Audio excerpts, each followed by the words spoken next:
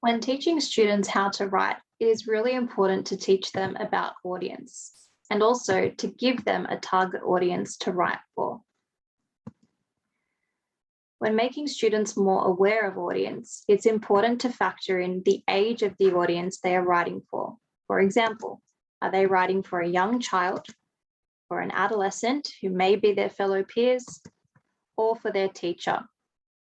The age of the target audience will determine the language that should be used when a student is writing. So for example, for a young child, students would be encouraged to use easy and simple words to understand.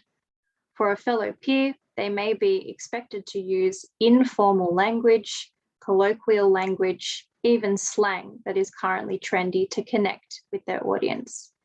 For an adult, specifically their teacher, they would be expected to probably use third person to write in a formal manner, as well as more subject-specific language.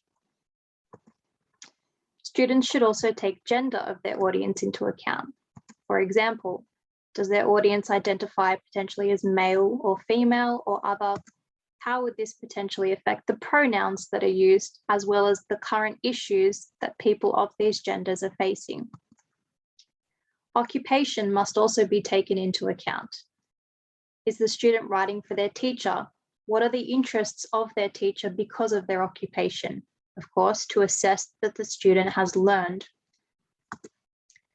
Are they writing for another student?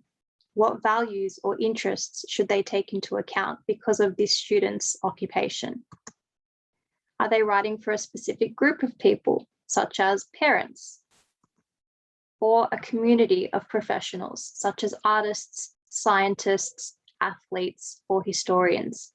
All of this will determine whether a student should be using, for example, academic voice, formal language, or a more personal tone and informal language. Interests, values, and issues of different age groups and different audiences should also be taken into account. For example, young children, teachers as adults, and fellow peers and adolescents. What are their interests? Why would they read the text? Why would they want to?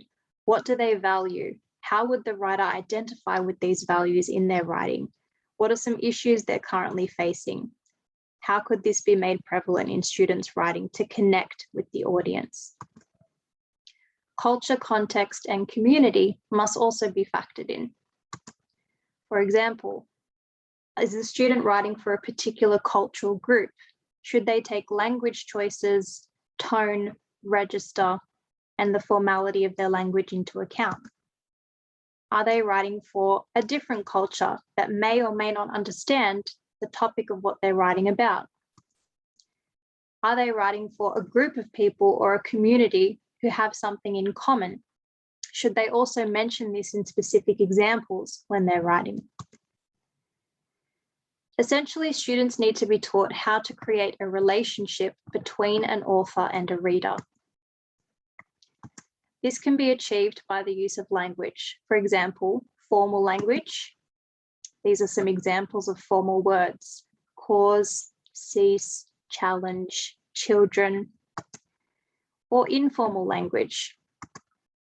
These same words would be then made informal, such as bring about, lead to. Instead of cease, stop. Instead of challenge, dare. Instead of children, kids. As you can see from the pictures, formal language is more typically used for teachers, other adults, professionals, and sometimes members of the community, depending on the topic. Informal language is more so used for fellow peers, teenagers, children, and also entertaining and some persuasive texts. Perspective, voice, and tone must also be taken into consideration. For example, should the student be writing in first person? Should they be writing in second person, for example, for a persuasive piece, or for imaginative writing, especially for first person? Or should they be using third person for a more formal or academic piece of writing? As these progress, you hope that students by Year 12 will be confident using third person and mastering more formal and academic writing. Pathos, ethos, and logos are another way of connecting the audience with their writer. Pathos essentially uses emotions, passion, and conviction to persuade the audience to agree with the opinions. Although these terms are often used for persuasive writing, they often do have some bearing in informative and imaginative texts as well. For example, if a student is writing a narrative, an imaginative story, how can they use language to get the reader to connect with the emotion that a character is feeling? Or in history, how can they get the reader to connect with an imagined experience of a soldier? Ethos is when a student uses credibility, their credentials, so whatever qualifications they may have or experience from life, values, and a sense of duty to persuade. So they may persuade their reader to believe their opinions, especially a teacher as their marker, by saying that they have life experience in something, or that there is a shared sense of values in the society, or a duty to do something. Logos is the most common one for informative texts. This is when students need to use facts, logic, and reasoning to persuade, especially to persuade their teacher who is marking their work, that they know their stuff and they are well versed in what they're writing about. It is also used to support their judgments that they are making, to persuade the marker to agree with them.